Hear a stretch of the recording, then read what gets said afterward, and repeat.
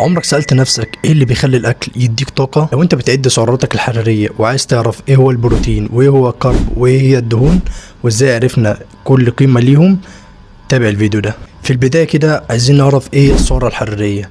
السعرة الحرارية هي وقود الجسم. تخيل جسمك كده زي العربية محتاجة بنزين عشان يمشيها، فالسعرة الحرارية هي البنزين ده. معنى كده ان السعرة مهمة عشان تخلينا نفكر نمشي حتى واحنا نايمين. بعد ما عرفنا ايه هي السعرة الحرارية، تعال نعرف بقى ايه هي المغذيات العظمى او الكبرى. نبتدي بالبروتين. البروتين هو بناء العضلات، بيصلح عضلاتنا، حتى الضوافر، حتى الشعر، حتى الانزيمات، حتى الهرمونات في الجسم. يبقى كده البروتين مهم لبناء العضلات وحتى الشبع. يبقى احنا كده عرفنا ايه هو البروتين.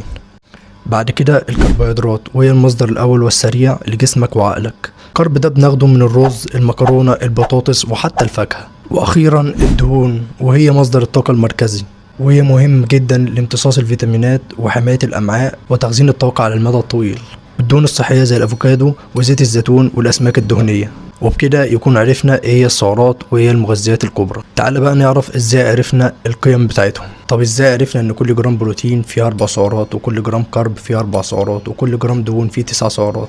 عن طريق الحرق. مثلا جرام بروتين حرقناه في ميه درجة حرارتها 37 درجة مئوية، بعد الحرق زادت ل 41 درجة مئوية، كده عرفنا ان البروتين فيه 4 سعرات. ومثلا الدهون زادت من 37 ل 46 درجة مئوية، يبقى كده عرفنا ان الدهون فيها 9 سعرات، والكرب نفس الكلام 4 سعرات لكل جرام. بس كده. لو استفدت ما تنساش تعمل لايك وفولو، وتكتب في التعليقات ايه هي الحاجات اللي انت كنت تعرفها من اللي انا قلته ده.